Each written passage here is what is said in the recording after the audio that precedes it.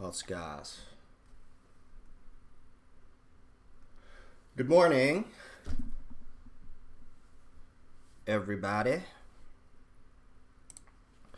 How y'all doing?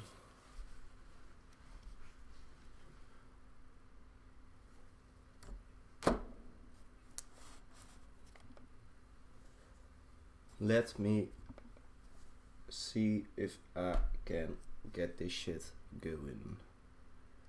Nice.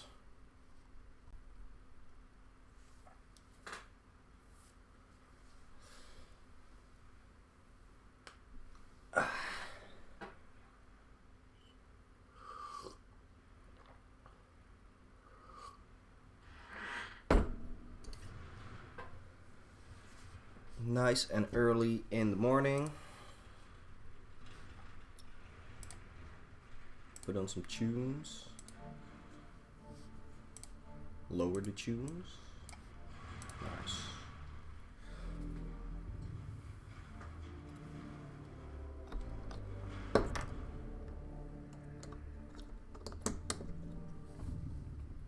Today we are going to paint. And paint we shall. Let me get this in the focus. Nice.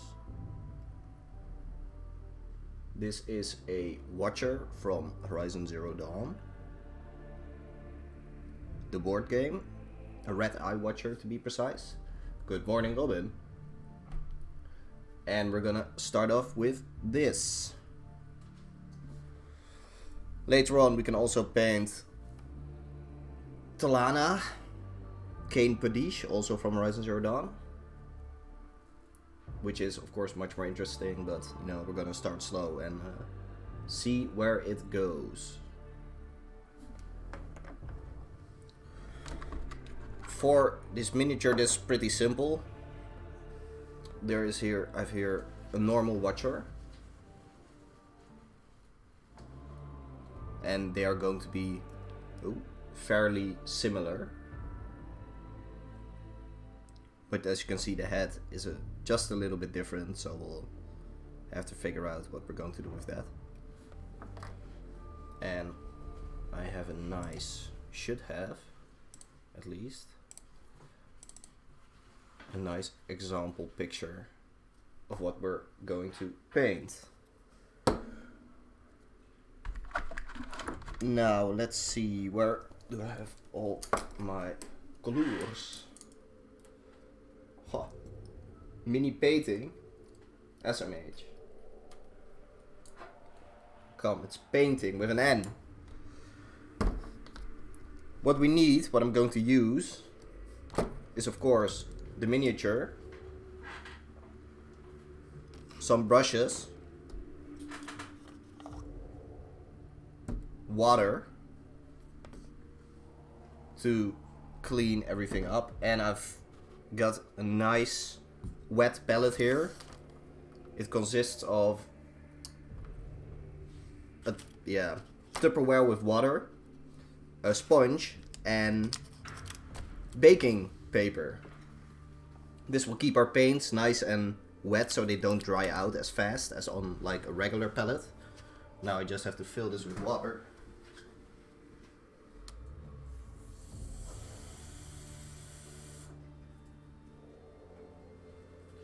And there you go. Now because of the setup, you won't be able to see everything, but just assume that there's water in it now. Big hype. Where is it? God dang. I'm losing everything. Okay, so to start off, we're going to do the painting in layers. You're gonna start, this miniature has already been sprayed with a base coat of gray, of very light gray. And we're going to start off by painting the base colors. As you can see on this miniature, that's going to be a dark metallic color on the tail, the legs, the neck, and some other small bits. And then there's various shades of gray going on here.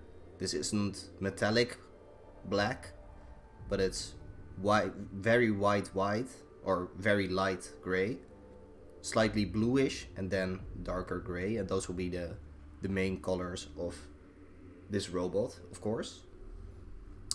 So yeah, let's start with that. I've got my brush. I need to move my water around a bit.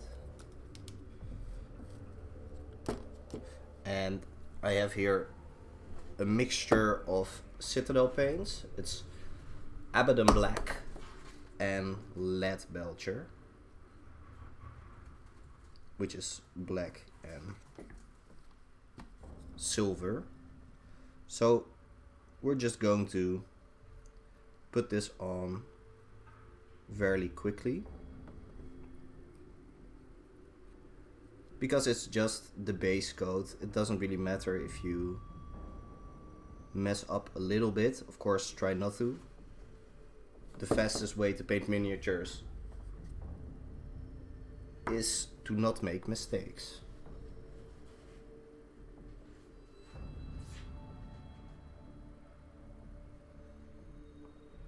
If you have any questions or any remarks about the volume of the background music, please say it now before more people are losing their minds or cannot understand me.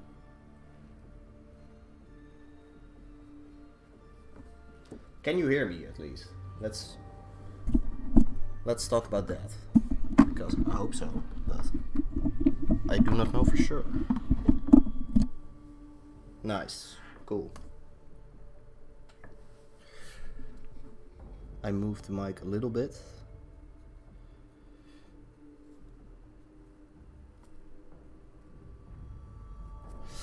Okay, that's the tail almost done.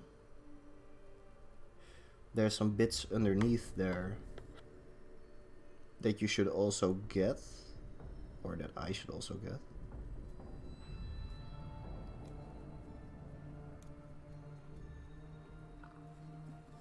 Nice. Thank you, Robin and Akam.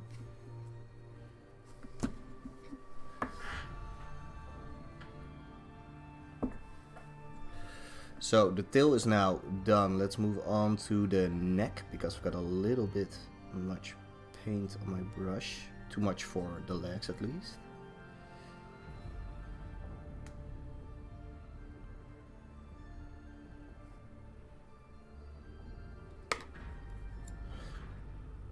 Let's see.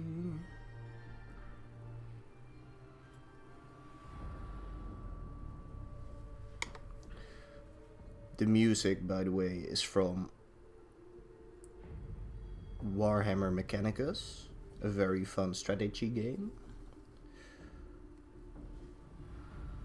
with what I like to call battle organ. Is that actually what you call it in English? Orgel? I actually don't know. How did I start with my hobby of collecting and painting minis? Well, it started with Warhammer.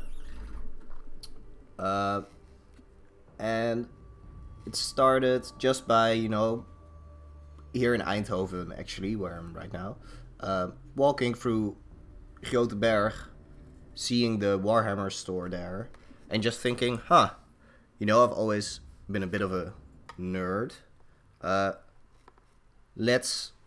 Let's go in there and see what it's all about, because I like the stuff that they had there. And I walked in and I walked out with a start collecting box of Ultramarines against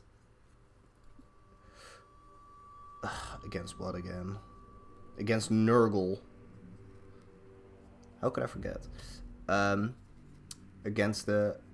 Yeah, well, and that's how I got my first box. I painted it up in over the summer while I was house sitting. And ever since then, I got more stuff. First, only Warhammer related. And then, of course, I've played... Oh, did the camera just move? Oh, well. And then I, of course, saw on Kickstarter this beautiful board game. And I couldn't contain myself and spent $300 on it. And after 3 years I finally got all the miniatures. And this is where we are now. Okay. The legs are almost done. By the way, Akam, I think it says on the schedule that I will be streaming for 3 hours, which is not entirely correct. But Sigi edited it for me, and I think he added the last hour from 12 till 1 o'clock as well. So I don't know. I thought Benjamin wanted to stream after me. And he's free to start whenever he wants, because I will probably not continue until 1 o'clock. Because I have stuff to do.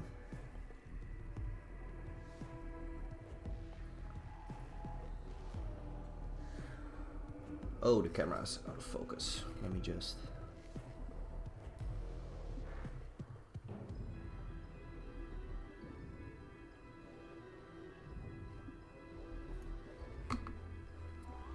focus.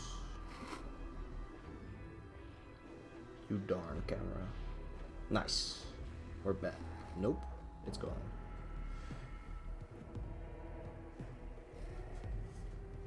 Is it gone?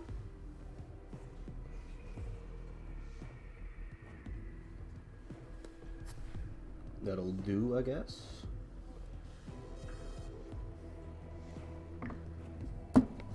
Maybe it's the fact that we're switching focus so many times. I tried to until 12. I think I will continue. I'll come. Yeah, I tried to turn off the autofocus and just have a set focus for the entirety of the stream. But alas, modern technology was not ready for that.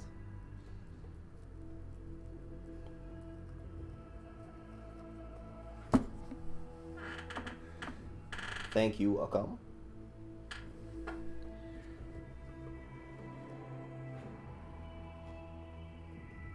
Okay, I'm almost done with the hind side of the legs. Made a little mistake. Now just paint the underside. Yeah, because of the camera positioning, it may sometimes be hard to see what I'm painting, because I can also not see it.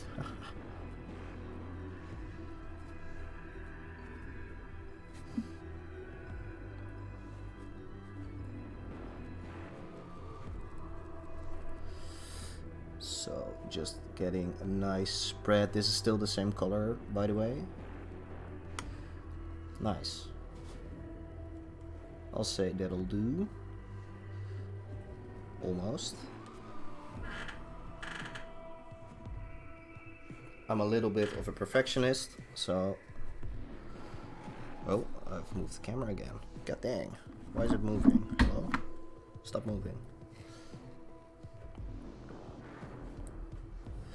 There we go.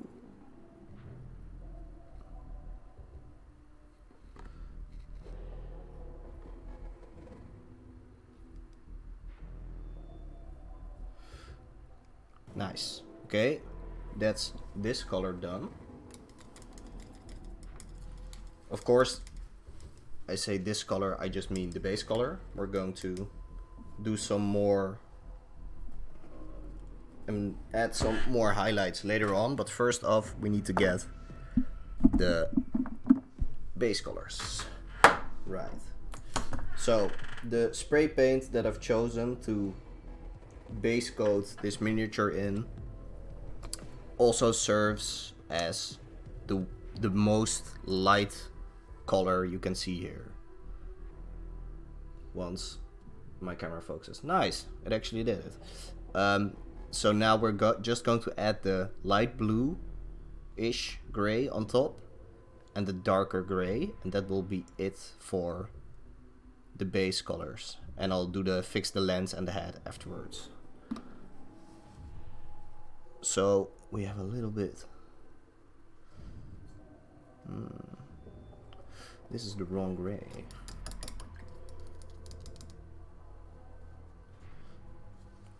Yeah, the paint dries fairly quickly. What helps is to thin it out with a little bit of water. So the water I have is not just for cleaning my brush, but also for thinning the paints. And I've trying to remove the gray right now because I've done messed up. But even if some remains, that's no big deal because we can paint over it again. Yeah, if you beginning painters will often have the problem that they just scoop a nice big amount of paint on their brush and then lather it on, and that unfortunately makes it pretty bad because the paint takes an age to dry if you have clumps and stuff, and the how do you say it, you lose all the detail. So in order to paint, this is the correct color of gray, it's better to do 2 thin coats of paint than one thick coat. It's also a bit of a meme in the miniature painting community because of a guy who was very popular and did a lot of videos. Duncan Two Coats, they call him. Yes. Here we go. I wonder how much the camera can pick this up.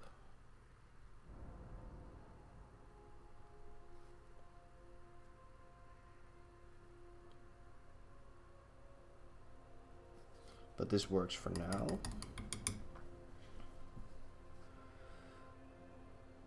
Yeah, luckily it's not like canvas painting or regular painting where, yeah, you're gonna fuck it up if you touch it. So if I were to touch this part now, then yes, I would mess it up. But luckily, we don't have to touch it. Let's see, what have you got on your head, Mr. Red Eye Watcher? No, there's still some more to be done. Little bit of water in my brush, and then I'll take some paint, and that way it's pretty much thinned out. Of course, I've also got my wet palette where the paint is on, and if you have a little bit too much, I just add it on my finger.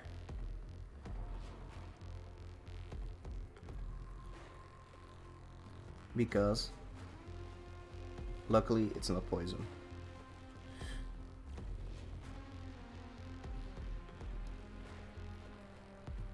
Just a little bit of this. Mirror it on the other side.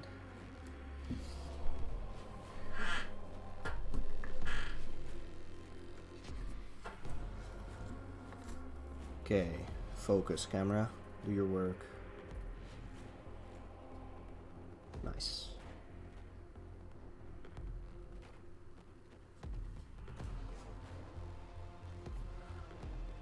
Cool. And I'm adding these different shades of gray, so there's a little bit of contrast in the miniature. Otherwise it would be very boring to just have these 2 blobs of light color and dark color.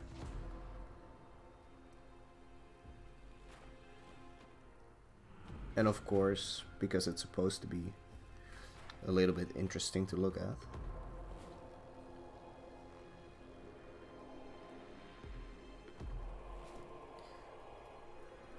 Yeah, let's see, can I actually see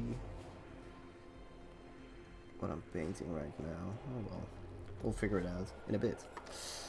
Nice. I think I'll leave it at this. Cool. That's a little bit of that. Let's find, yes. Now we go to the dark parts. And the dark parts actually, as you can see, is just on the top here. The rest is pretty light, apart from some detailing.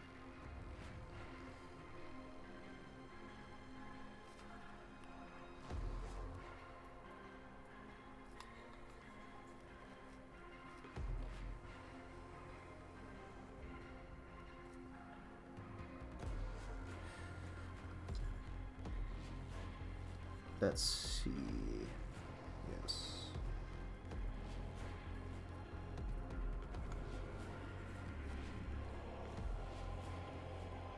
Maybe, as you can see, I turn the miniature a lot in my hands. Because your hand is only steady, or it's best to paint always in the same direction, because your hand is most steady in that direction. So I always paint downwards because I have a lot more control this way. So I try to turn the miniature, or well, oops. I try to turn the miniature in such a way that the way I'm painting is always aligned with this direction. Of course, you cannot always have that. Sometimes you have to stipple or do something else. But for steady hand motion, always not turning your painting hand, but turning the miniature does wonders. Do I purchase many different shades of paint, or do I have to mix some colors to create new shades? Most of the time, mixing colors is a bad idea, because you're not gonna have any consistency in mixing. It's very hard to do, so I do not recommend doing it. I mixed up one batch of black and metallic, but that's because for that it doesn't really matter, because it's black and metallic. So the slight shade variety of black metal is nothing compared to the shade variety of having two different shades of green if you mix blue and yellow. So yeah, I have a lot of paints. They're not necessarily cheap, but I mean, I've used quite a bit of them, so I don't really mind. Well, yes, I do mind. I try not to paint or to buy any more colors than I need, but sometimes you just need that one extra color, and you just gotta get it. I'm looking at the picture, which you can, by the way, see top left, and I'm trying to find out what color I exactly used for that. Is it this one? No.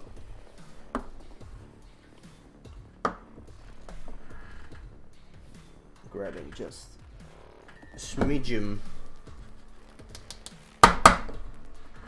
more of this. So, final answer to that question, Robin, is if you make a very large batch, you can do it, but it's not recommended. If you have a very large batch, of course, that means it's all the same consistency, and you can use it for a large project, but it's definitely not recommended.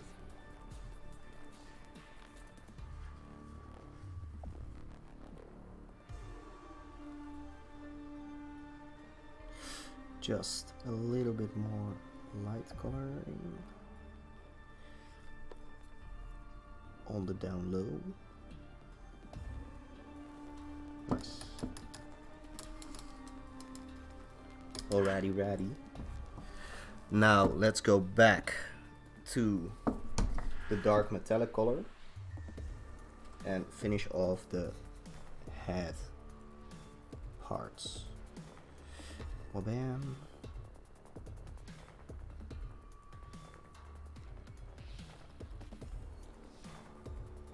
Good morning, everybody who's new in chat and who already left, apparently. Nice. I looked over and I saw 5 people, and then bam. Hello, and then there's only 2 or 3. Well, that's including myself.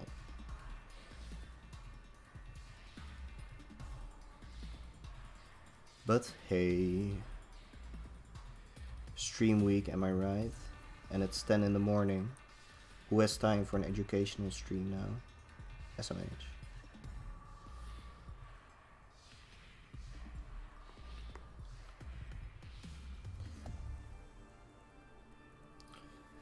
Exactly. Night people. Well, I myself am also still in the surface area of my bed, is the correct way to say. Because I am currently below my bed. Imagine. Nice.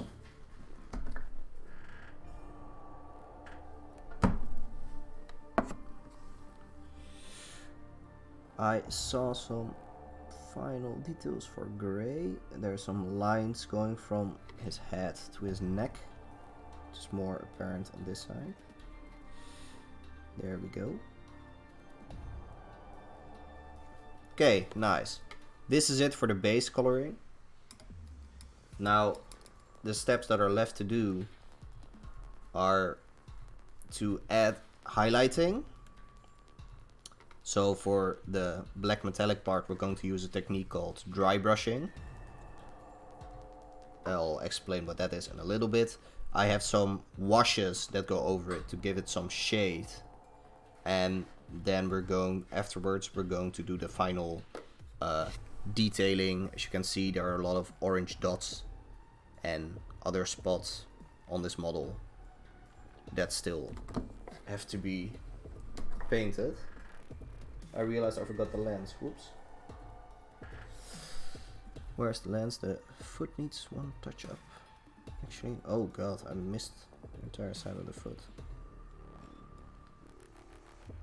That's no bueno. Glad I caught that now. Now to do the lens.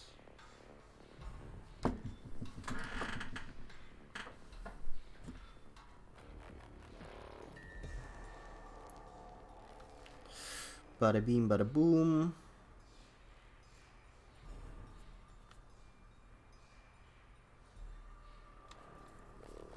Up, down, up, down.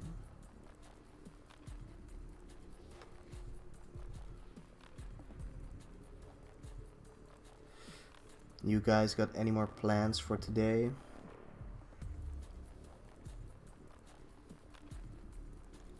Nice, okay. Yes.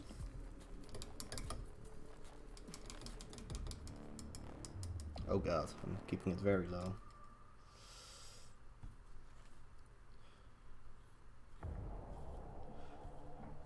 Coding assignments, yikes. Good luck with that.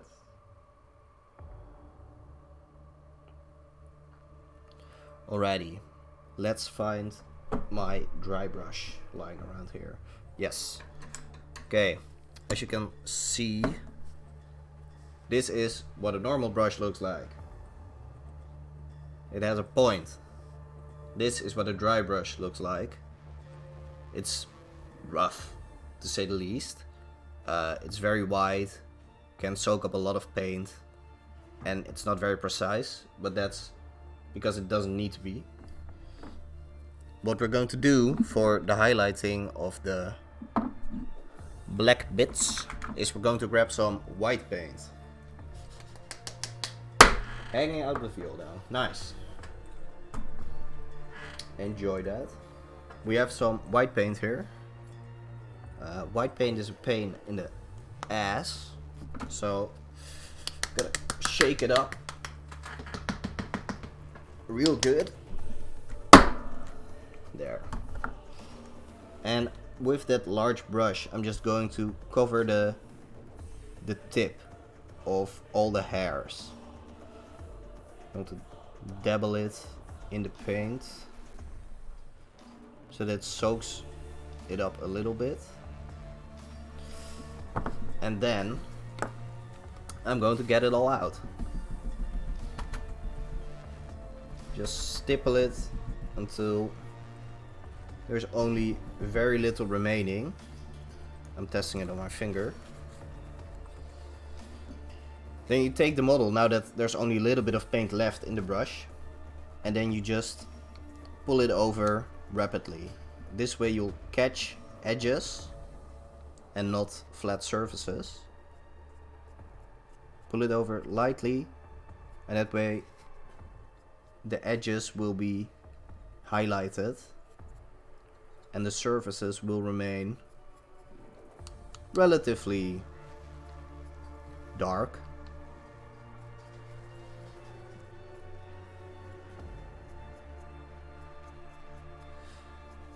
And this is a very fast way of doing edge highlighting, but also not very precise, so you'll get a little bit on the flat surfaces as well.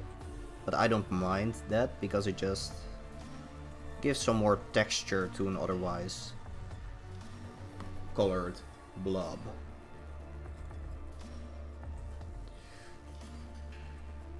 And because it's so light, it doesn't really matter if it gets onto the gray as well, so I can be even more imprecise.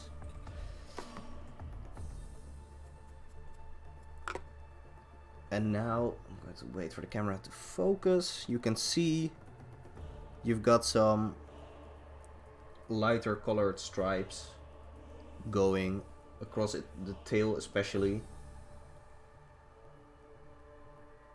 which weren't there before.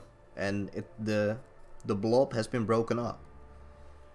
And that's all there is to dry brushing. Of course, you still have to clean out your brush as well, because otherwise it really gets fucked up. But it's less of an issue that your brush isn't sharp anymore. Let's call it that. Bada bing, bada boom. Nice. That's the dry brush gone. Then for the rest of the miniature, I just said don't mix paint, and then I'm myself using two types of mixed paint, so yikes. But this paint is a sort of a wash. Washes are a simple way of adding shadows to miniatures. Where can I show the best example of this? I think I can... No, not on this one. Oi, I only have bad examples here.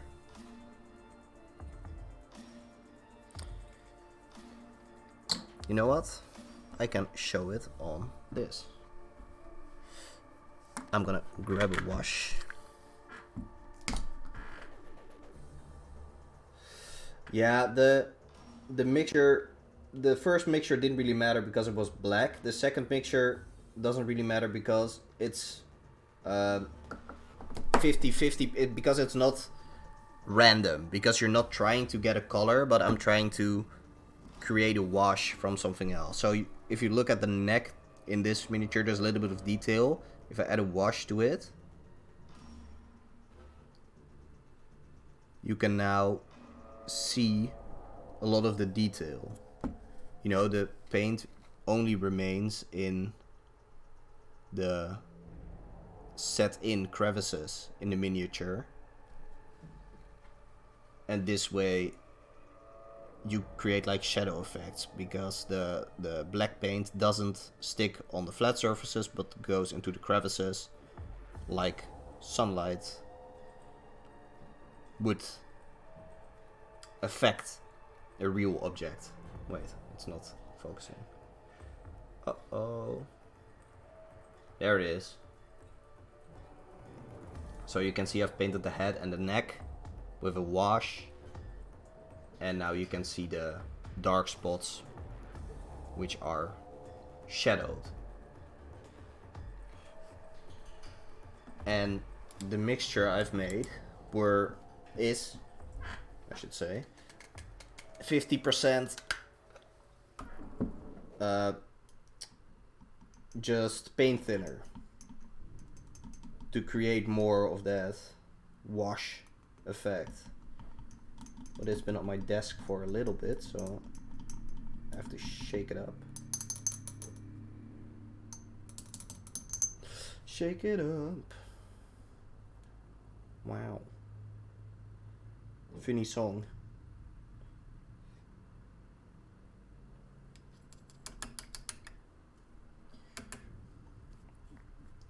So just be patient with me for a little bit while I fuck up my brushes, of course. Nice. Where is my paint thinner? It's here. Sploosh. Nice.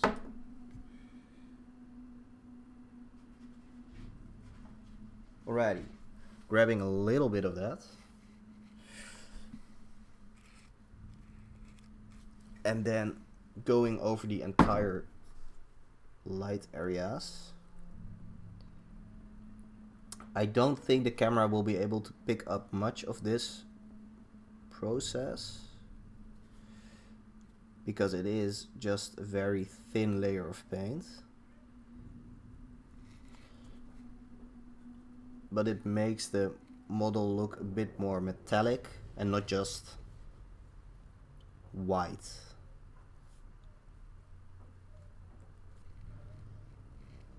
So you can see it gleaming just a little bit. That's because it's wet. Okay, question. Did you ever fake a painting on a mini so bad that it was unrecoverable? I would be very worried of making a mistake myself. Unrecoverable, no. A pain in the ass to recover, yes. But the fun part about painting, of course, is just add another layer. And then everything will be alright.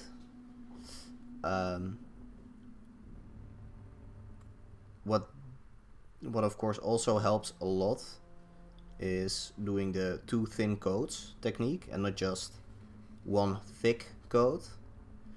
Because if it's a thin coat, you keep all the detail and the color is not really set in yet, or the miniature is not really completely colored. So if you make a mistake on your first thin coat, then it's not really, then you can just fix the part you went over because there is not much to fix. Oops. And if you fuck up on your second coat, then you didn't fuck up on your first coat and you have the same result. So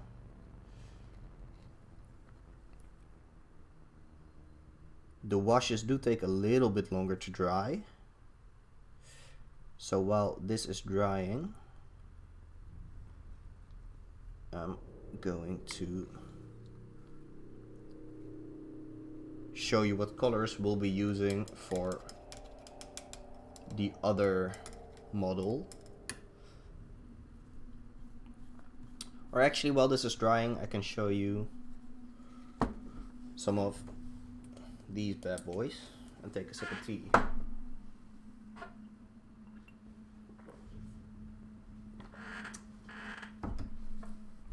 Like in real life, making mistakes is the only way to learn.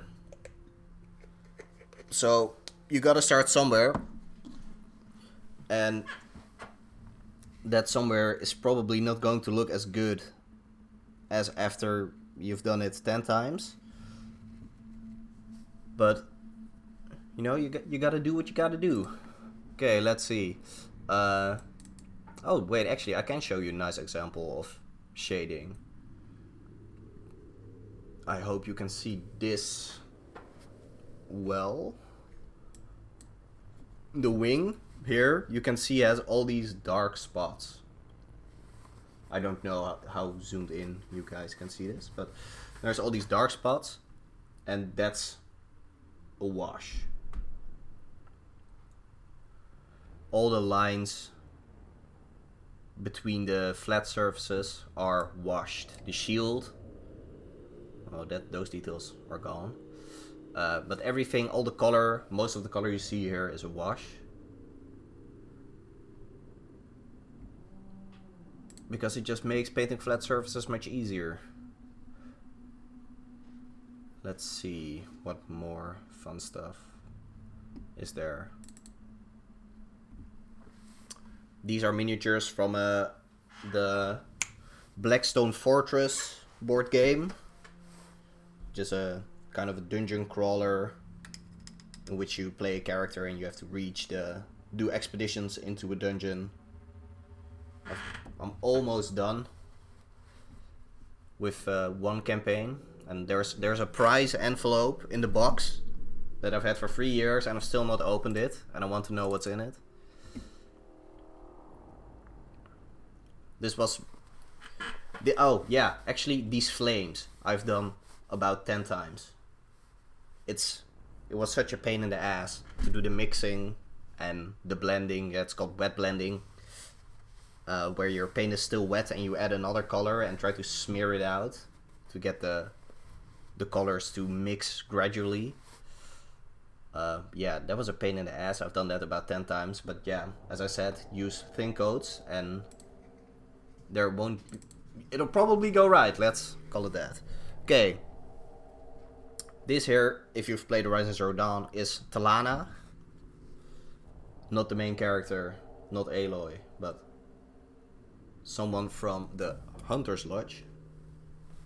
And this is her miniature. And I'm going to paint this with the colors you see over there. Or at least a close approximation. Thank you for the compliments. I feel pretty good about them myself, but I would not yet call them professional because I've seen what real pros can do, and it hurts. It hurts how good some people are. Okay, now that the wash is pretty dry, I'd say, I've got some nice oranges. Wait. Yes. Got some nice orange color. And we're going to paint all the small dudes that are on there.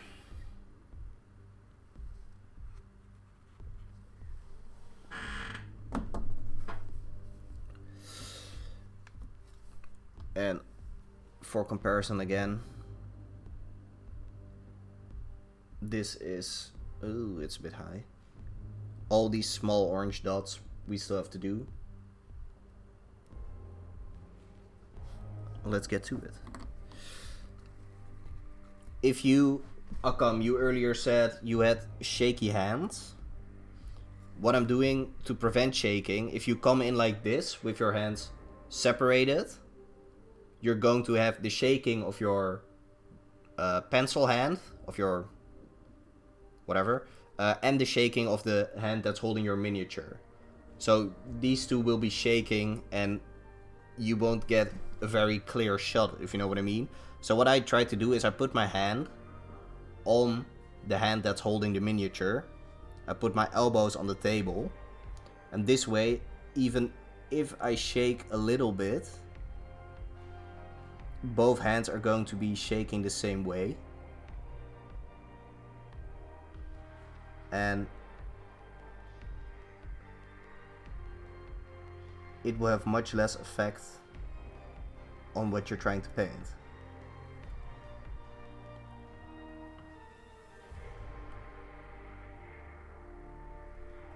Hey Ernst, good morning.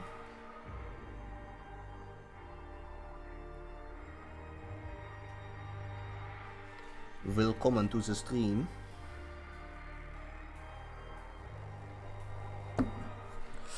Where my paint at?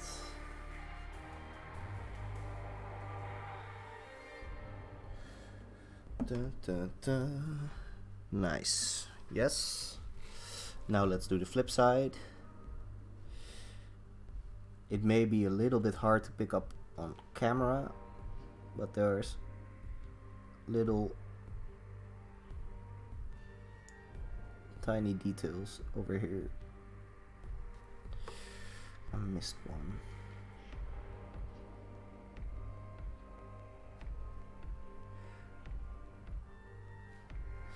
Nice. Oh yeah, Ernst, how you doing? You had the Roni. Oh.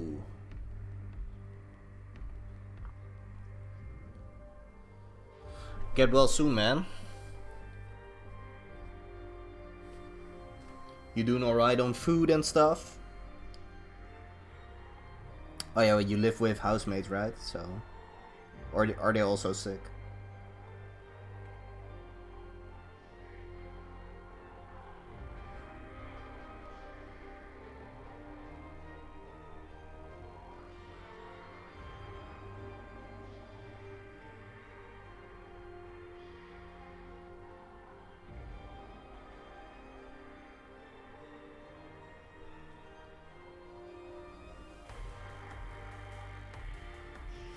Ah, nice. Good to see that you're taken well care of. Okay, let's see. Now I don't remember by heart where all the details go.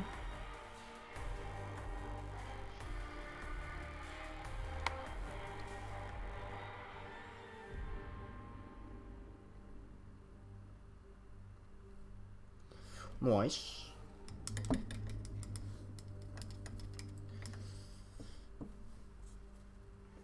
Have you had it before, Ernst, or is this your inoculation?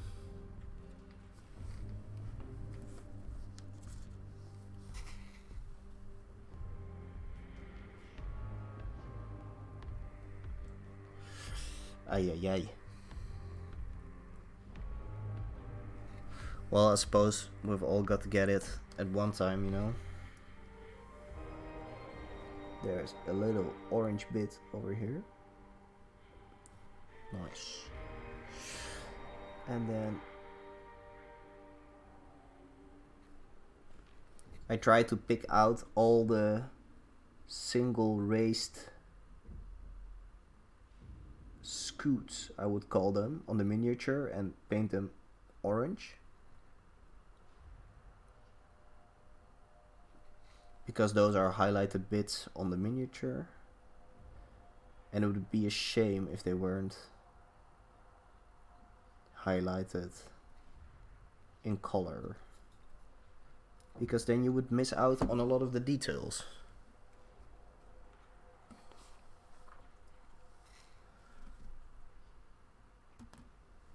Yeah, we will certainly try to dodge it.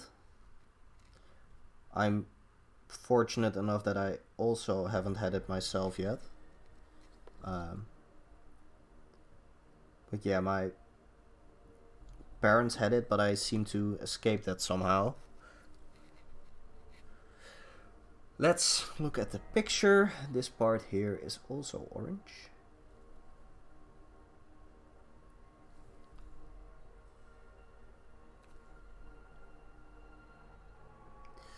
It's got a little bit of a comb over.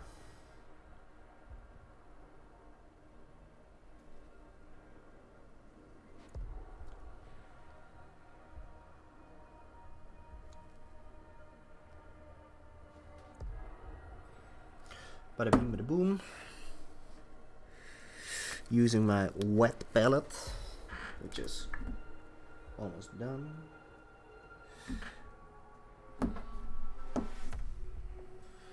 Nice. Get some more.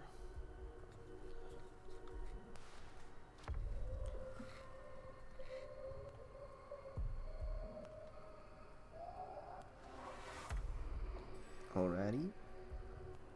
Now, which one of you guys played Horizon Zero Dawn? I'm so hyped for the second game. It's almost released, but I don't have a PlayStation 4 or 5, so I'm kinda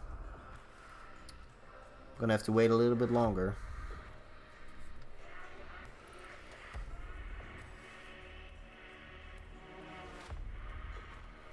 Oh yeah, have you played it on PC as well, Robin? Traitor. I heard there were a lot of issues on release with the PC version, performance issues. So I haven't gotten it. I've played it on PS4 a while back.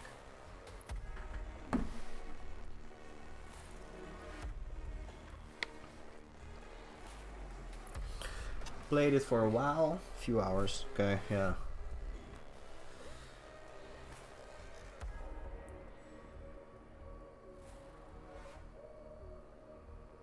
Ooh, now I've made it too thin.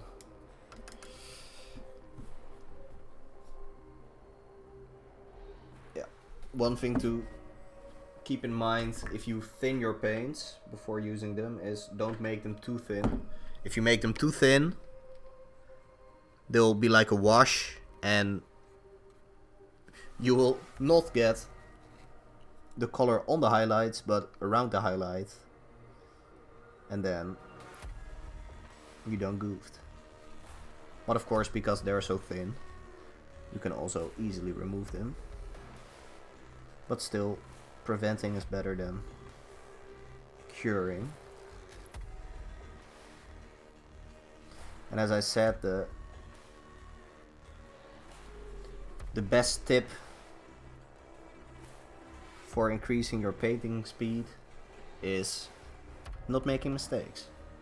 Nice. There we go.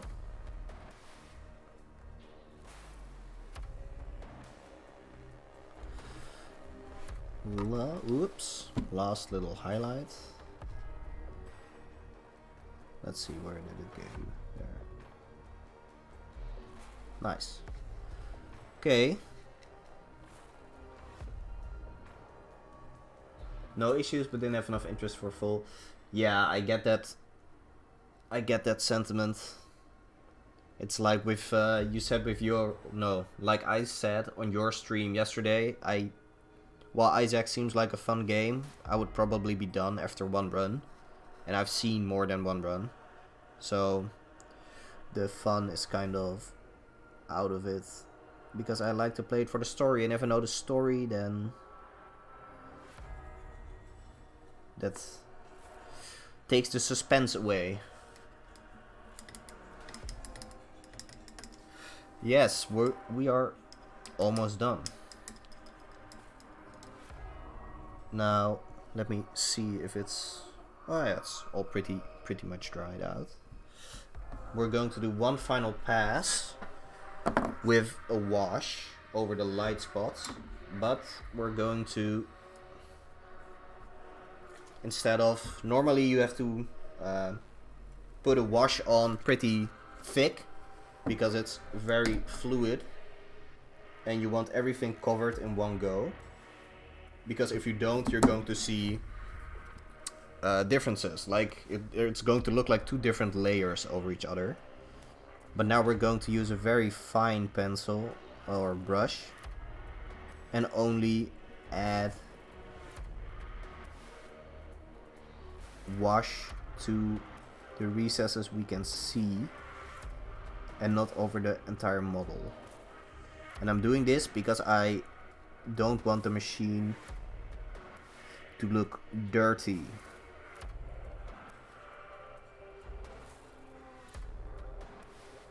And that's sometimes that's the effect a wash has. A wash makes it not necessarily look dirty, but makes it look very real. And for the machines, I want a very clean look instead of a real look, because they're just coming out of the cauldrons and they're not dirty yet, in my experience.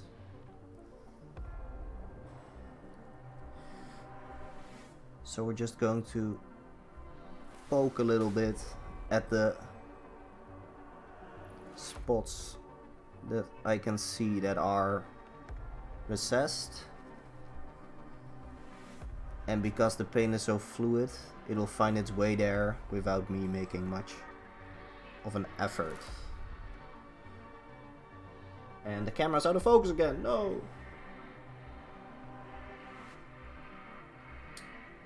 These figures are meant for play, Ernst. They are part of the Horizon Zero Dawn board game. Come on, camera, do your work.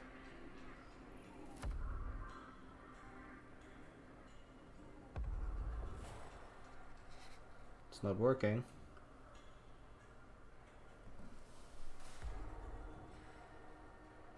When you board game, yeah. Once I am out of stress for all of my stuff. Nice, there the focus is back. I hope you can see the dark spots I've added on the main body now. It's not much, but it serves to break up the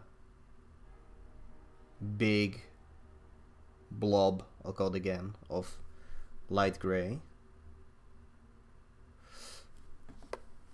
And now the focus is gone. Nice. Now to do the head very quickly. Just going to add some under the large flaps. And there's a lot of tiny spots on there. I do remember saying last quartile as well, we're gonna do it this quartile because I have a lot of time, but then I didn't.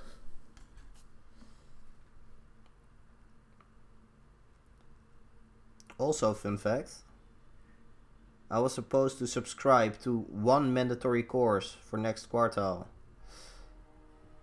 Or at least one of two mandatory courses. You had to do one of them. But both are full. So how am I supposed to do a mandatory course if I cannot subscribe to it on Osiris? Now that's a pickle.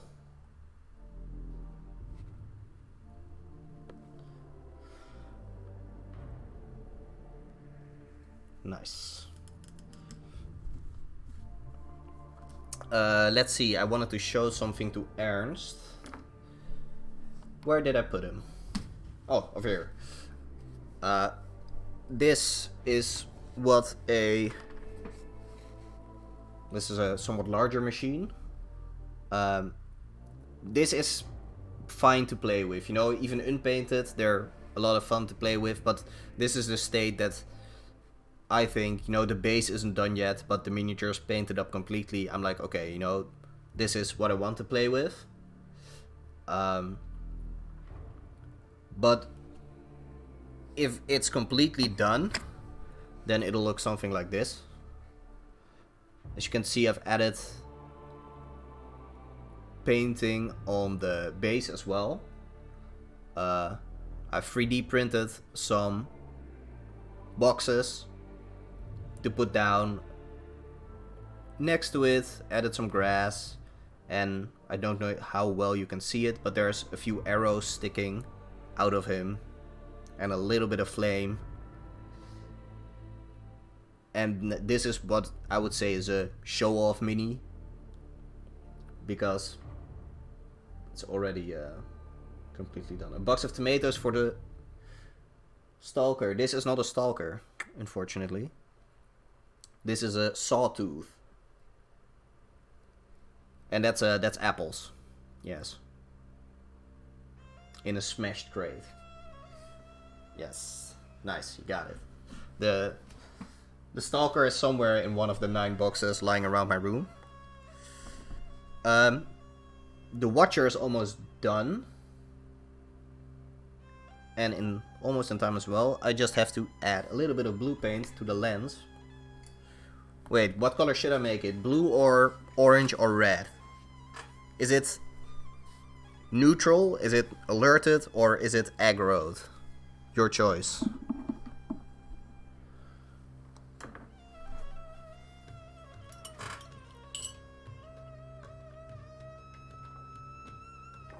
Yeah, the stalker is the camouflage thingamabob.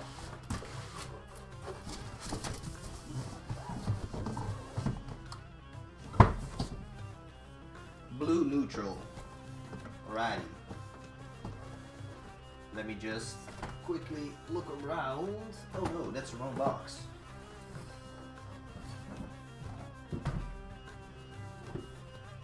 And I'll... Yes, there they are. I actually finished the Stalkers recently. These are... It's very dark, so it might be a little bit...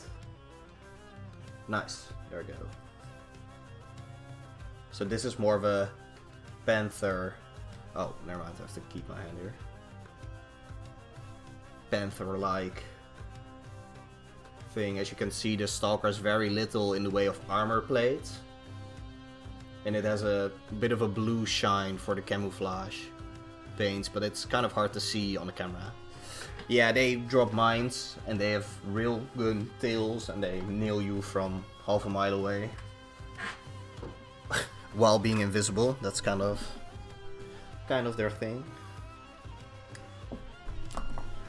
Alright, blue it is. Let me grab some there.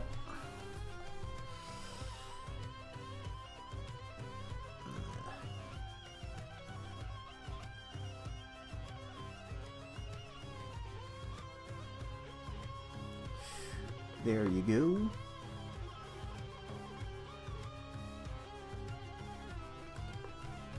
I have actually no clue what we're listening to right now. It feels like the music continued on its own. Yeah, it did. Nice. I was like, wait a minute. This doesn't sound like what I put on. There's the blue lens, and now to finish this off, we're going to add one, or actually a couple of dots of highlighting white. Let me just get some paint off my fingers and very carefully, because there's 3 lenses in there, so they have 3 reflections. There you go. Witcher OST, yes, good one.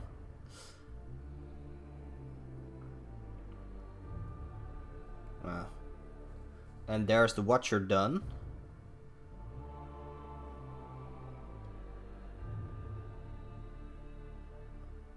Got some blue. Got the highlights. Oh my god, my camera is being a pain in the ass.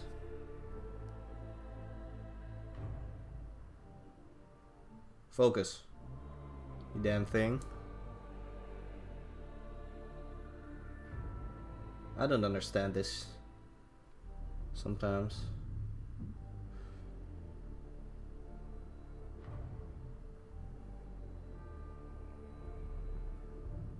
Oh well.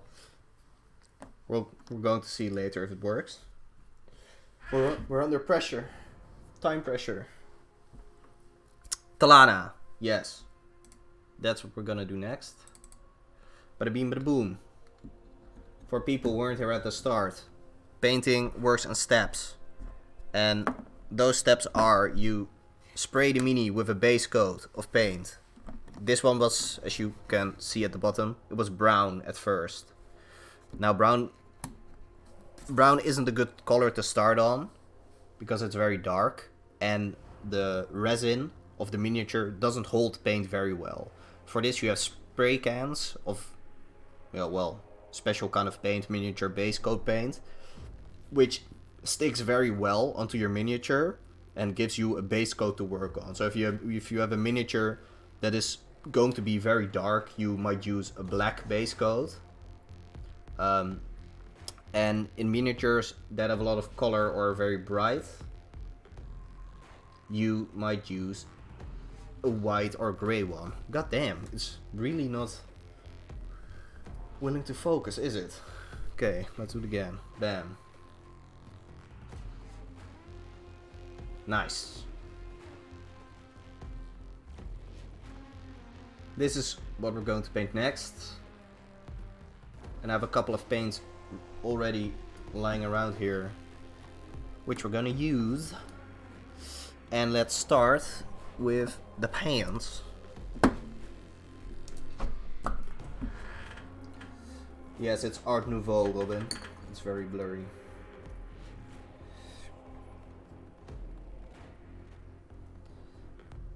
A little bit of water, a little bit of paint.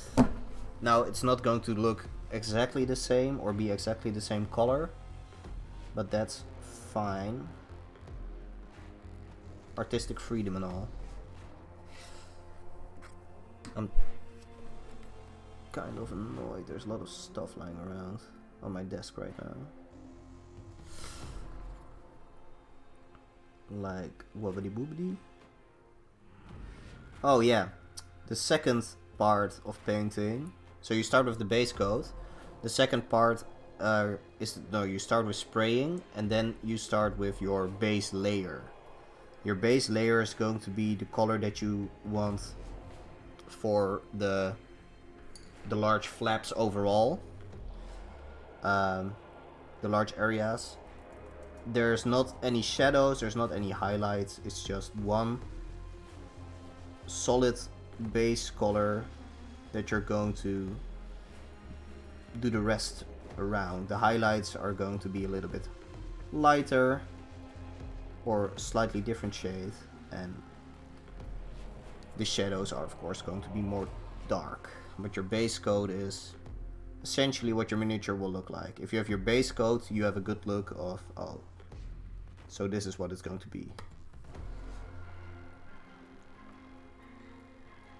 After your first layer, you can do something called glazing. Glazing is adding different shades of the same color to, as I said before, create highlights or create shadows manually. And then after you've done that, you'll most of the time add a wash over the entire miniature, and that wash is going to be the shadows.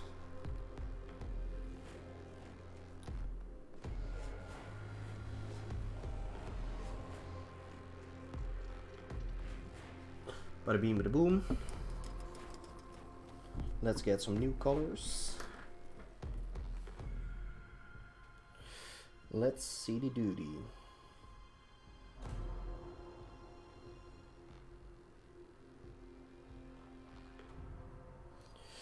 Blue, yes. Grab blue. Grab some blue.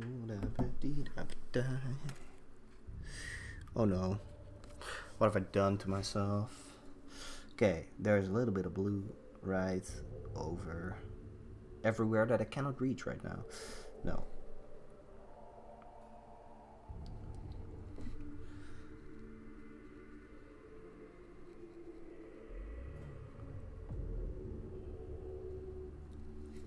Right now it's okay to make some mistakes, because it's only the base coat, and all the areas that I've not painted yet I will paint over afterwards.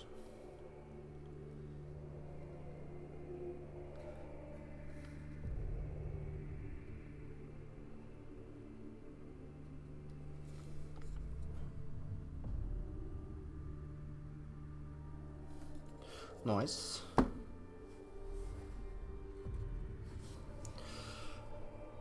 Does the camera focus at all anymore? Hello? Hey, there you go.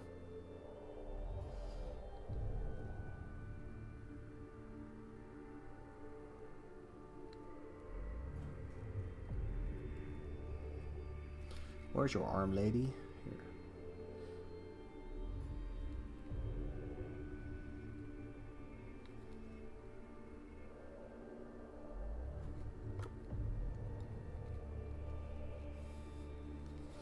Finally got out of bed.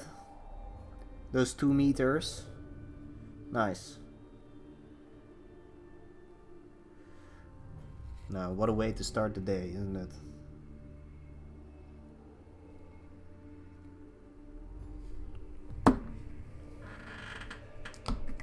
full HD quality. Yeah, if my camera likes to focus sometimes, you know. Let's see.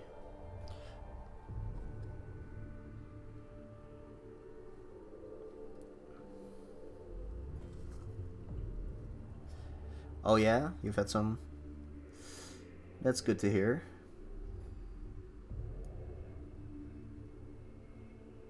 I suspect they're also, it's a lot earlier than most of your mornings recently. But I appreciate you taking the time to watch and learn. Because I was originally going to do this yesterday evening, but that didn't work out in my planning. So I moved it to now, and here we are. Okay, that's the blue mostly done. If I've missed some, I'll come back to it later. Oh, actually, there's still some more to be done.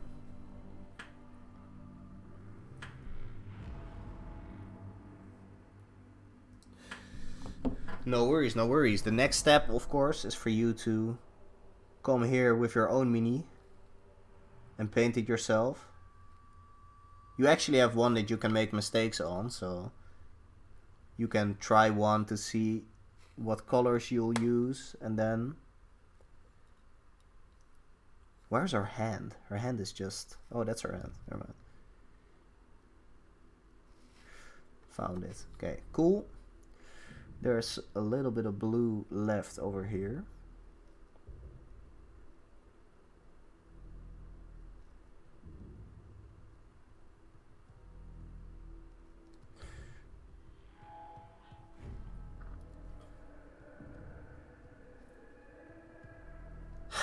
Nice.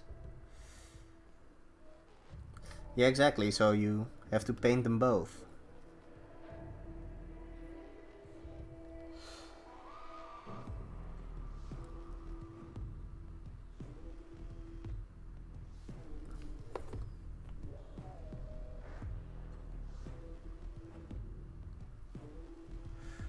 Now, it's not going to be the exact same as the picture you're going to see on screen, but it's going to be close enough.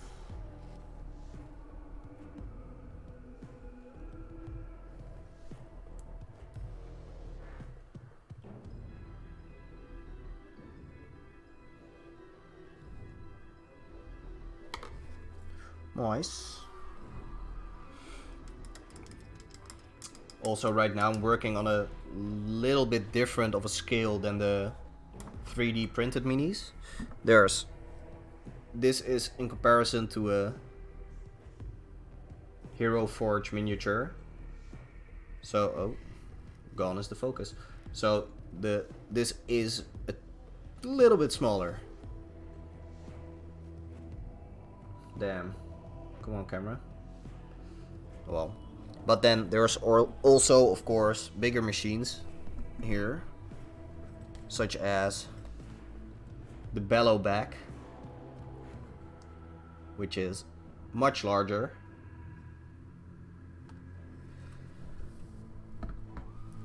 And then there's also, I'm going to have to move the camera for this,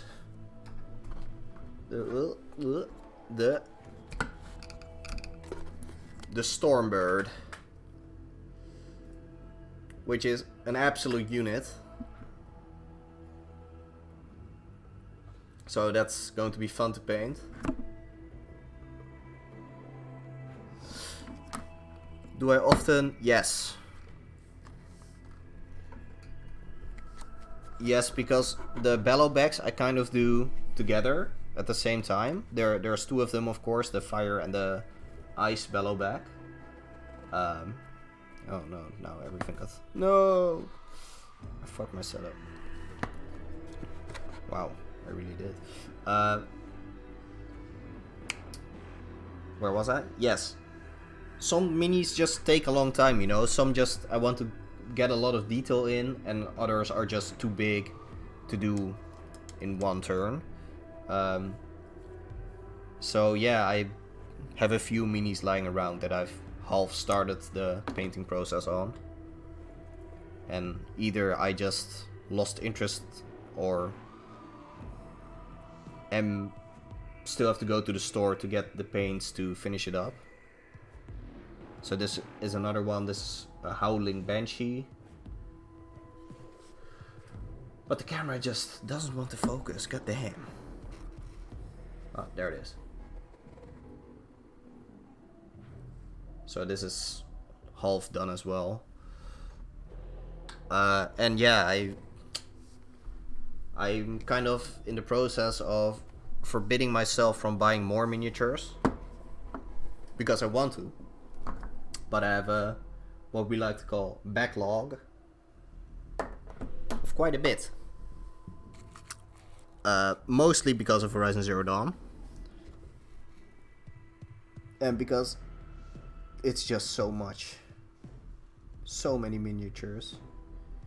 It's kind of hard to do everything. And I have to admit, the Horizon Zero Dawn ones are not the most fun to paint. Especially the machines, because while the machines are cool, they're also very similar every time. It's lots of whites, lots of grays, and metallic black, which is just not as much fun to paint as, for example, this one.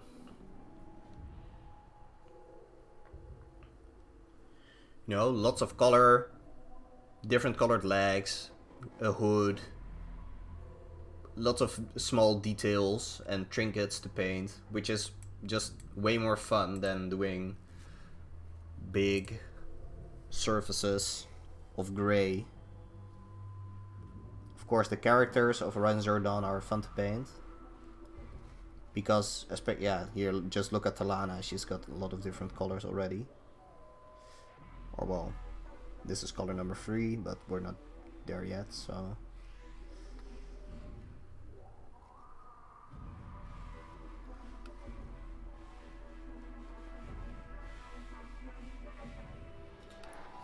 Howdy doody, let's see. These are machine parts that she's wearing as armor.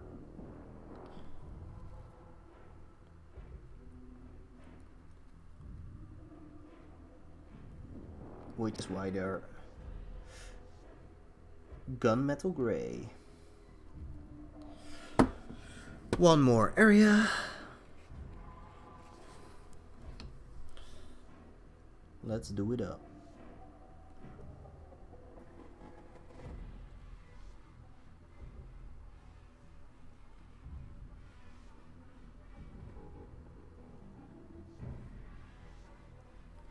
Nice.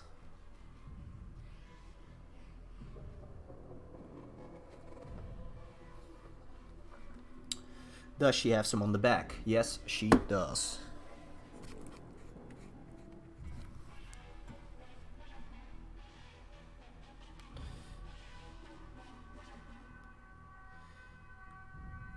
If you remember from the game, Talana is from the Hunter's Lodge. She is the new Sunhawk of the Karja, and the Karja are a very flamboyant people. They like doing things in style and with flair. So that's why they have all these bright colors and pretty much non-protective clothes, because they're about being fast and not being hit, instead of being an absolute tank like the Oseram people are.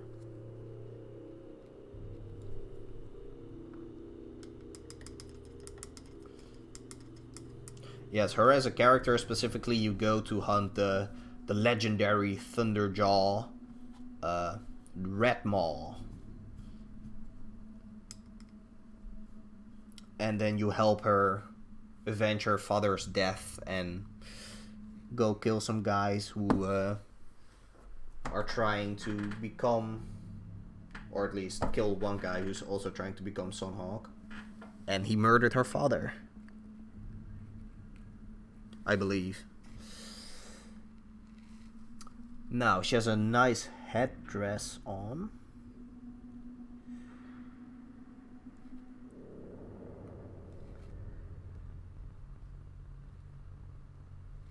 Which, of course, is also grey, because why not adorn yourself with machinery, you know?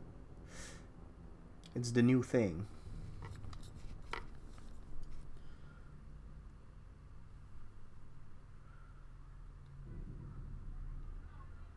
There's actually also, Robin, a couple of comics you can find online about Horizon Zero Dawn. They released it for Comic Book Day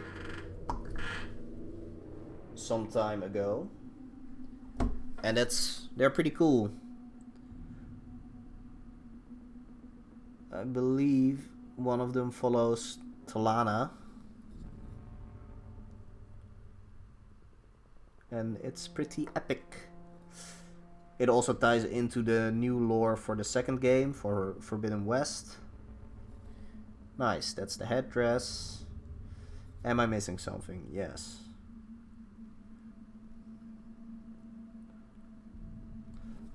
Or shoulder pad.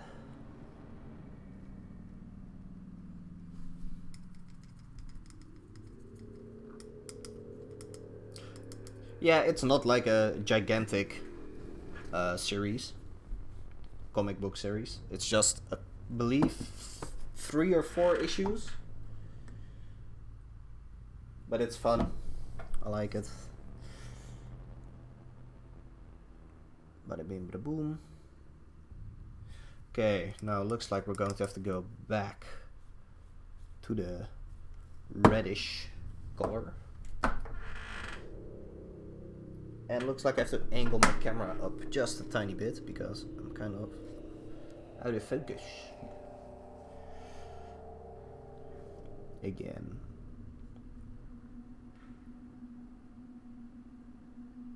Again, on the picture there you don't have this color over here, but I think it looks better. And I am the master. Nice.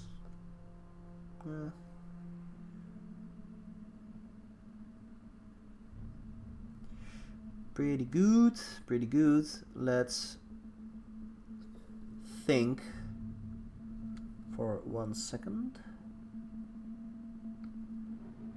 Yes.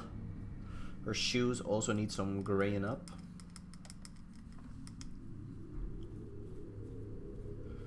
I have to think about whether I'm in focus at all. Yes, okay, I have to paint over here. Cool.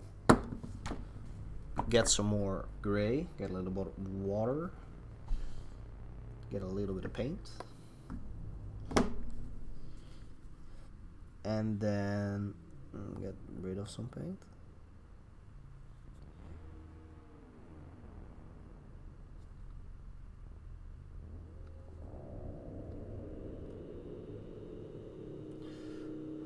Now that I think about it, Talana is probably one of the characters with the most armor in the game.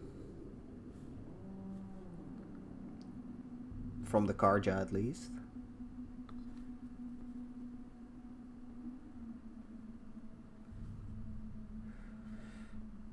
Because if Aloy gets Karja clothes, she just wears silks. Which is literally what they're called in the game, Karja silks. Which offer no protection, but you can get to add bonuses, lots of bonuses on top of it. Or like what do they call it in game? I forget it. What are they called? Damn, Robin, help me out.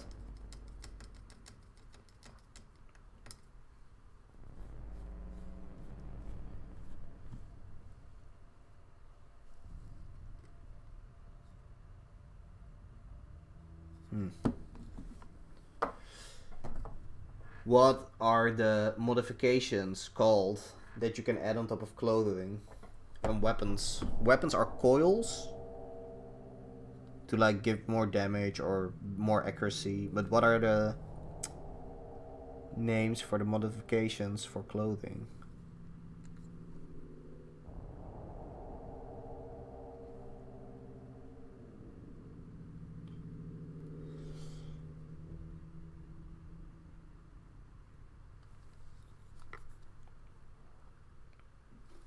Cool. Oh yeah, weaves, that's it. Nice. Thank you. So yeah, the Karja silks don't offer any base stats, but they allow you to add weaves. Coils and weaves, yeah. They allow you to add more weaves to your stuff. So you can, it's more of a customization thing, but I still don't like it in game.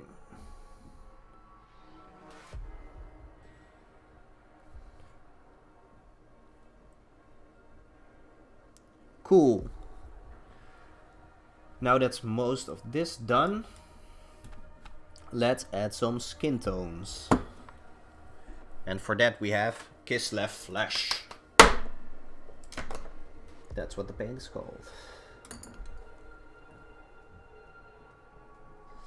For flesh, we're actually going to do something very simple. We're just going to do a base color,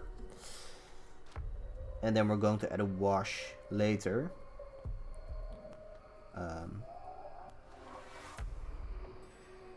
Because the wash has a very natural way of spreading, and that means that Talana's abs will be highlighted nicely.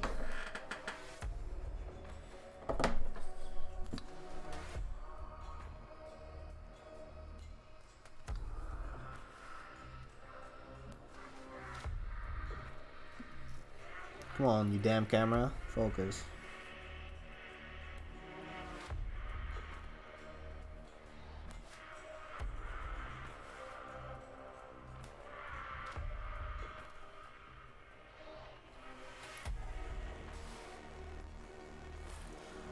Slightly tragic, this camera focus, but I'll make sure to show you guys a little bit better once I've actually got the face done.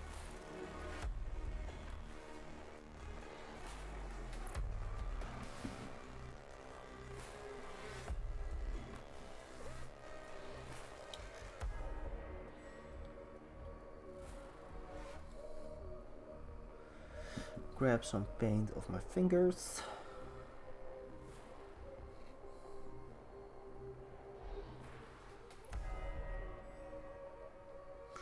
Nice.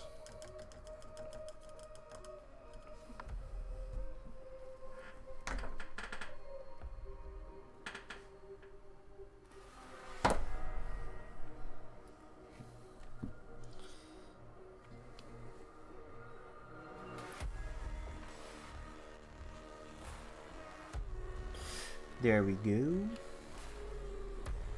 Now be careful not to touch your hair.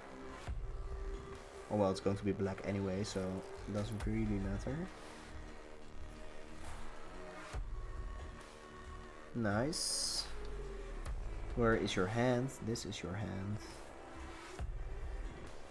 Got a little bit of color. And her other hand is behind her back. I too like to touch my own bum from time to time.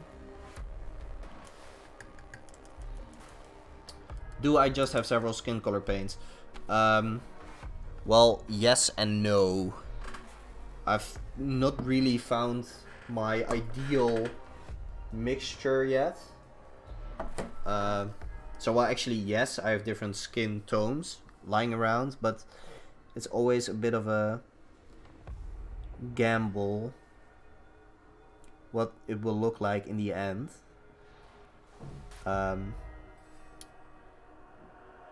Because there's, skin tones are very subtle, and mine always look a bit yellowish.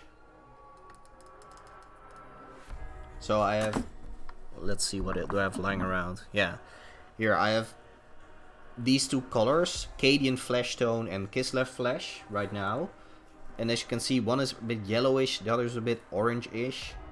But after you add a wash, you add a red wash over skin tones, so they'll change again from how they look right now. So it's a bit difficult to find out. Now for Talana, she has a little bit of a darker skin color, so I can add a little bit more wash to that. But it's a bit of a gamble. Let's see. What part of her exposed? The toesies. I need to paint the toesies. Let me get that.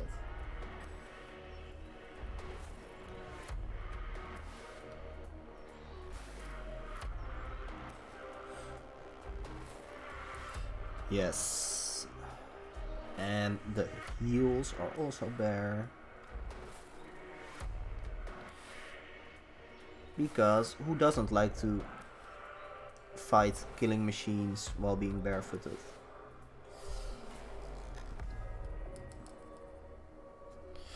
Yeah, I can create some nuances. I think, what are good examples?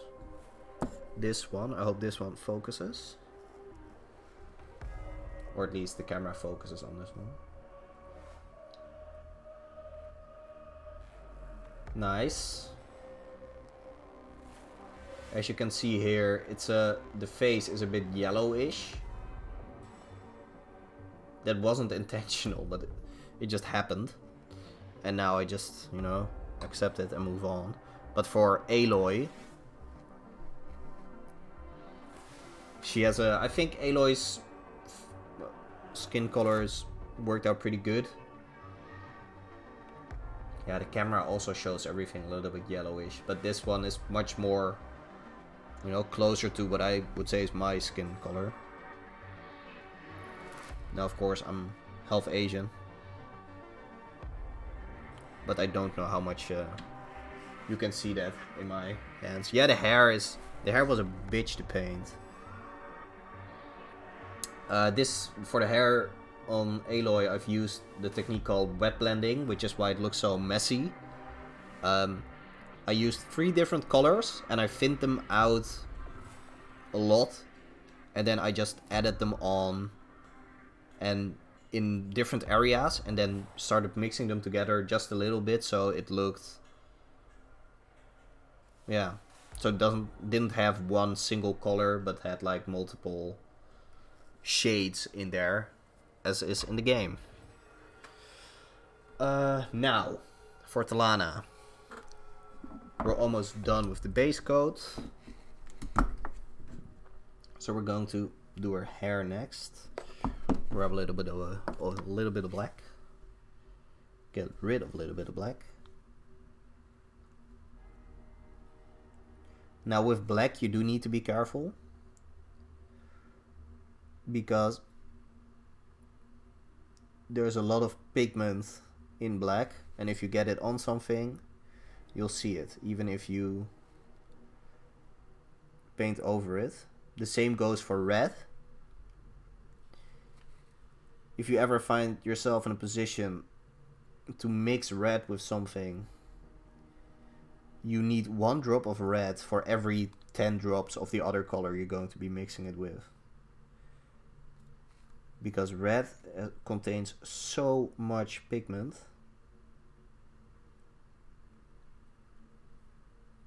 If you use it one-on-one with, say, orange, you don't have orange-red mix, you have red. If you mix orange and red in a 3 orange to 1 red ratio, you'll still have red. The orange just disappears in it.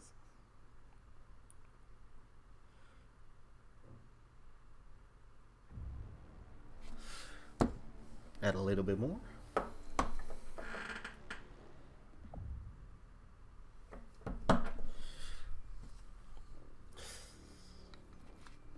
Ow.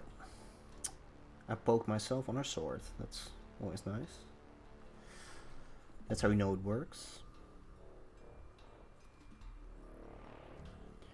Okay. That's the hair done. Yes. Red is the superior color. It's blood. Blood of a Khan. Okay, now she has a satchel on her back. Oh, shake it up, baby. She has a satchel which we're going to paint brown because it's probably made of leather. And then there's just the sword.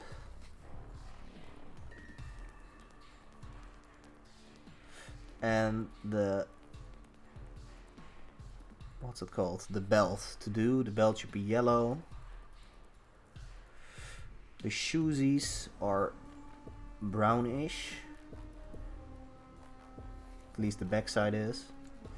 So let's get them boots. It's weird, she has sandal boots.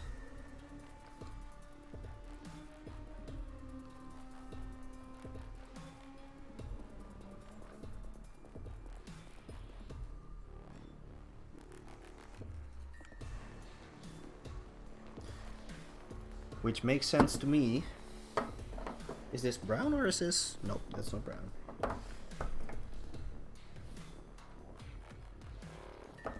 Yeah, I mean... I don't know if I'd say it's necessarily comfortable. But... you gotta do what you gotta do, I guess. Yeah, well, we just said the... It's true, I just said the emphasis of the Karja is on style and fast moving, so I guess having heavy boots would just hinder the process of, you know, somersaulting while being charged by a 2,000-pound rhino or horse or whatever, machine horse. Let's get in some yellow. Now the question is, do I have a good color of yellow? I do not. So, I'm going to mix all the good tips that I give and then instantly do the complete opposite. I love it. Taking a bit of yellow. We can actually do that over here. Add a bit of yellow. Add a bit of water. Get rid of the yellow on my brush so I don't contaminate the orange paint that I'm going to be mixing it with. Yeah, that's what I thought. Here, you can see the difference in pigments, in pigment quality. The orange contains so much more pigment that the yellow is gone. Hi, Sandor. Good morning. Now this is more like it.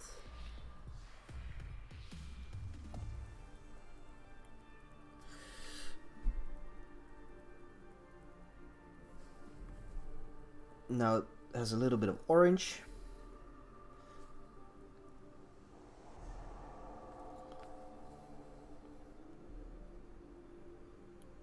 But yeah, like I said, mixing paint's not a good idea unless you're not going to use a lot of it. Or unless you mix it in large batches. And I'm not going to use that much of this, so... And also it would be kind of sad if I just left the belt unpainted for now.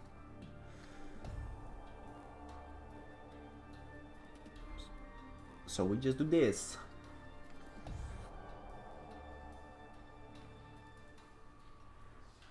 Is Dante awake yet, Sandor?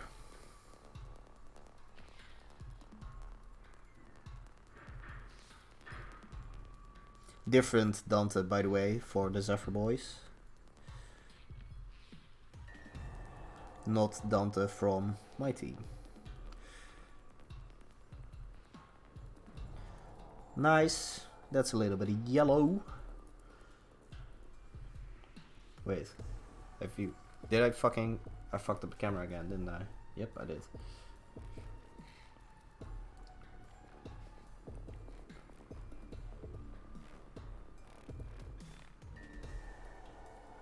There we go.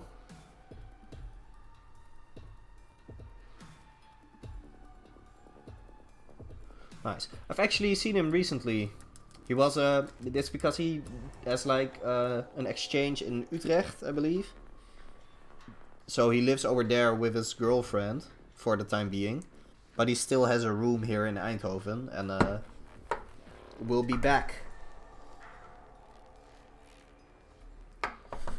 But yeah, he's a good boy.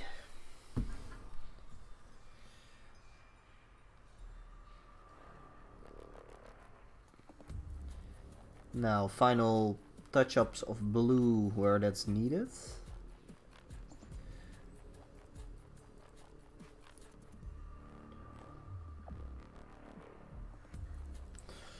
Cool, cool, cool.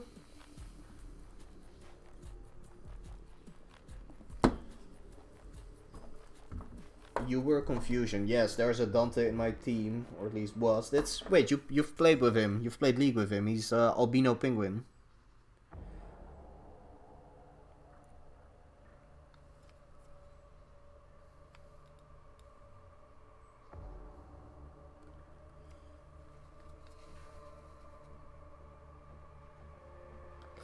Touch-ups of gray, just a little bit.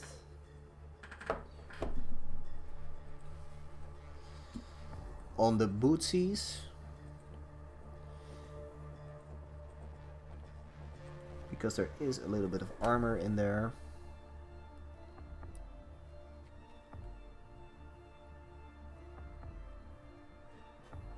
Nice.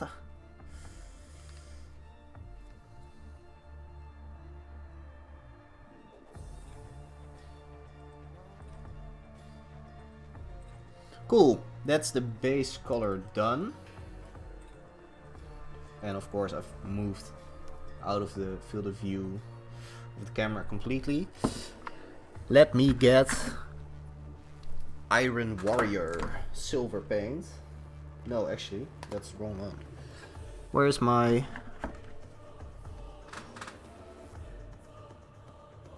Huh. Where's my lead belcher?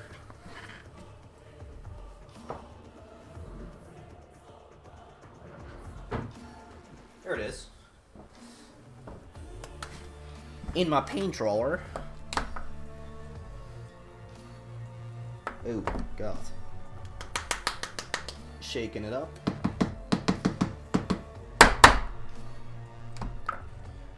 Nice. And just slather that shit over the sword.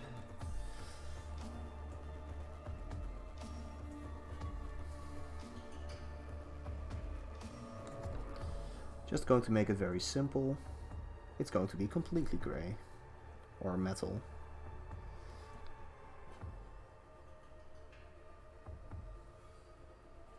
Nice.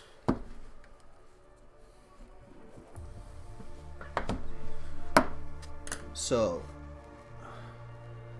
focus, you darn dingus.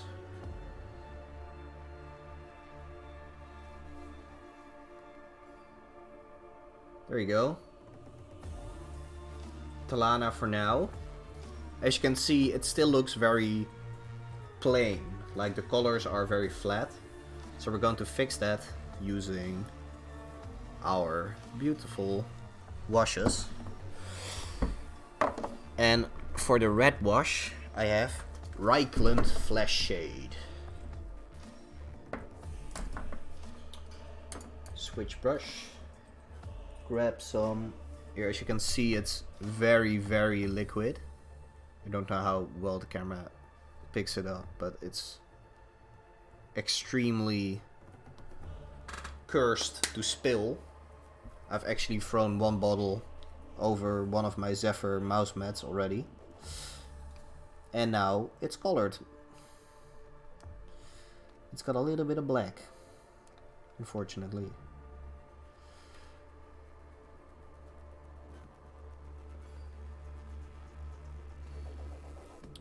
And with the addition of shade, suddenly everything has depth. I'm going to also use the red wash on the brown parts.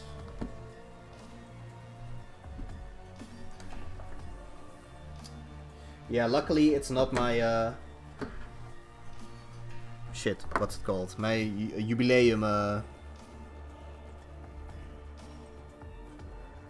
mousepad. Zephyr Legacy mousepad, I should say. That one's still fine, but my older one is kind of fucked up. For washes, you can apply a thick layer, and you need to do it thick because otherwise you won't have any of the definition. And try to do one surface completely and don't come back later if it's dried up, because it'll fuck up.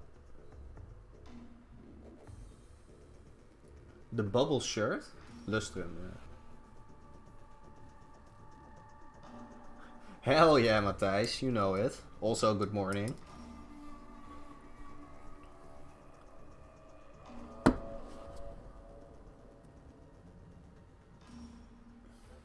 mean, I'm willing to make some new Zephyr merch if that's all that it takes.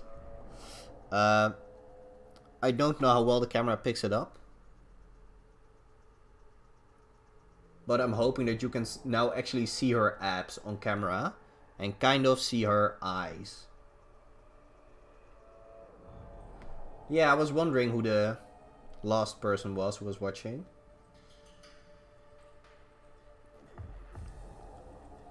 I hope that you can see a little bit. It's much more clear in person. But it works. The bubble shirt. I actually don't know if I have the bubble shirt. I don't think I do. Adding just a little bit more shade. And making sure to do the whole surface again, because otherwise it looks weird. Bada beam, bada boom.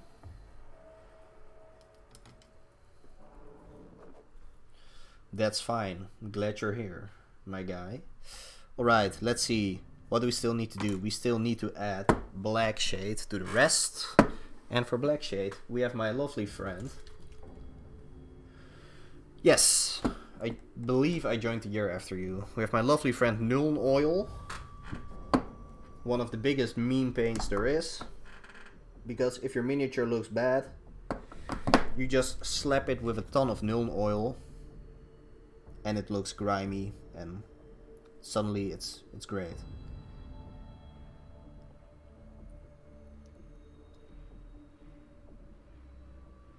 You'll especially see this effect here in the metal parts.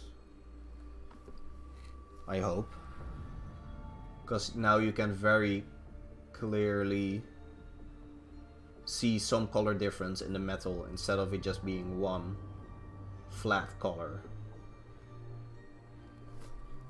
Oops. Bump the camera. Yo, there's... I don't have the bubble shirt. Yeah, okay, well, then it makes sense. Yeah. If I can get it.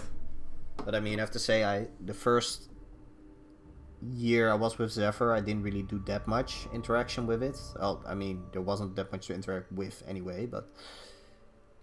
in my experience. But I didn't... only became a really active member the year after.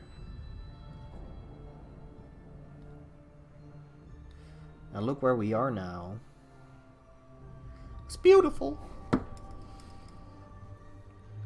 Yes. And some guy who I can't remember. No, Richard wasn't there yet. I believe it was two other guys. Let's get some blue shade as well.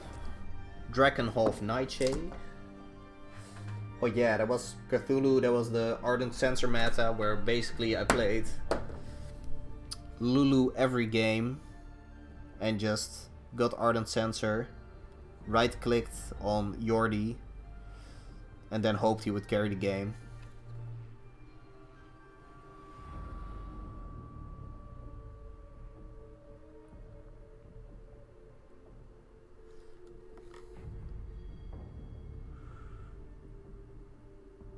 Now this is a little bit too much shade, blue shade, but luckily we have a lot of surface area that we need to cover. So if you want to get rid of some shade, just touch the part that you've already painted or that it's on, and you'll reabsorb it because it's so liquid. There you go.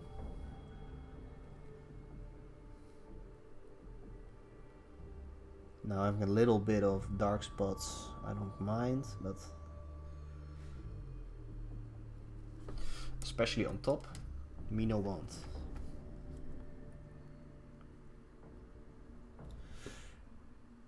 Just reabsorbing a little bit. Now, while it's actually a fun thing about painting is while you think black is the easiest to paint, it's actually not. Because how are you going to highlight something that's black? And I still have not figured that out.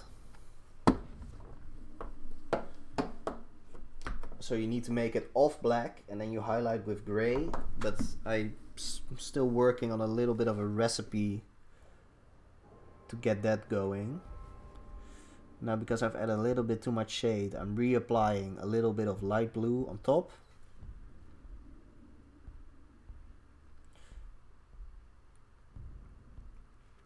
Nice.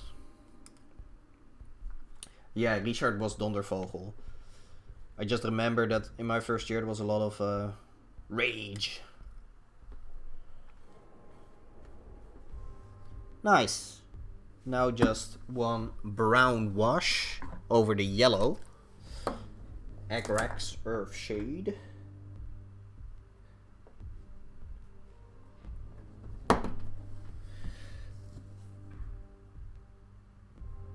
Oh, that's nothing on my brush.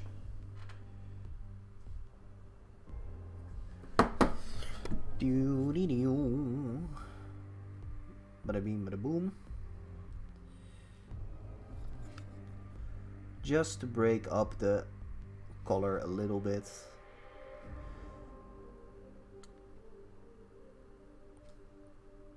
There you go.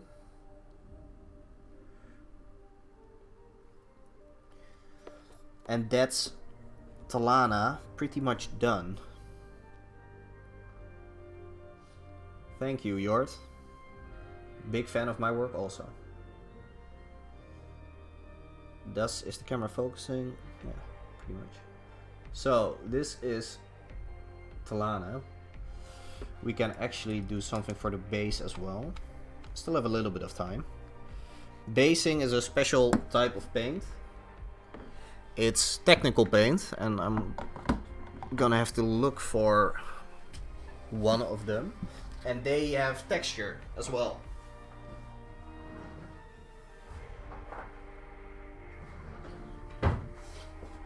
So the result of this we probably will not see because I don't have a hairdryer. We won't see in this stream at least. But I grab a nice big brush which has lost its tip. And then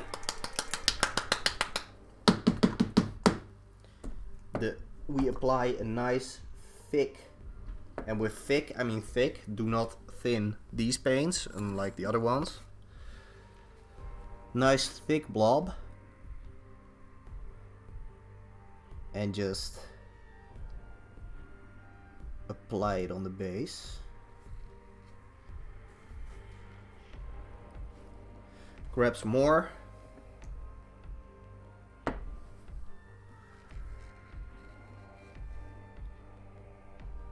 As you can see, it's so thick that you can actually see the height difference with the area surrounding it. Because what this paint does is when it dries, it forms cracked earth. And for it to show those cracks, it needs to be thick. Otherwise, there's nothing to crack.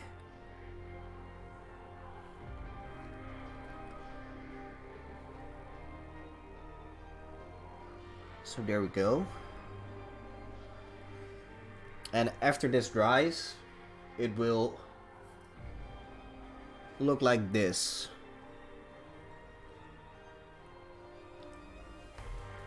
So I'm hoping, yes.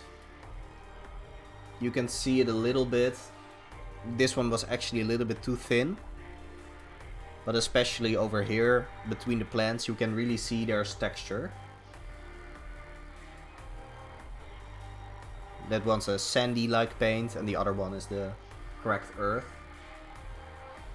So that's what it's going to look like afterwards. And if it's dry, I'll probably add a small plant in there as well. Oh, almost spilled it. So yeah, there you got it. I hope you've learned something. We've painted Talana.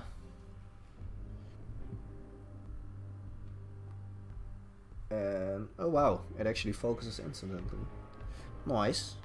And the first thing we painted today was the Watcher. I'm hoping... Yeah, my camera doesn't spaz out. Nice. So you can see the orange details and the small dark spots. Here's the lens. The highlights on the tail we did with dry brushing. Yeah, I'm glad it does, because otherwise... I'm glad the camera appreciates it, otherwise it would have been kind of sad. But yeah, so we took about an hour for every miniature. But that's of course with me talking a lot and doing one miniature at a time. As you can see, I have a lot more. I have 4 of these Watchers. So if I were to paint this, normally I'd do them at the same time. So you don't need to swap paints as often and clean your brush, and you can just really power through. But if you take some time, you get better results. I hope you enjoyed the stream. I believe, let me check the schedule, who's going to be streaming after me. Let's see. Does anybody know? I think Benjamin wanted to stream. And he is... No, oh wait. Yeah, I thought he wanted to stream. Maybe he'll start at 1 o'clock, but it's not yet in the stuff. You want me to hold them up again, Robin, or do you already have them clippity-cloppied? Let me just do this. Bam. Oh, you got them. Okay, cool. Well, this is a side-by-side. Anyway. He wants to be Clipper of the Week. Is there a prize related to that?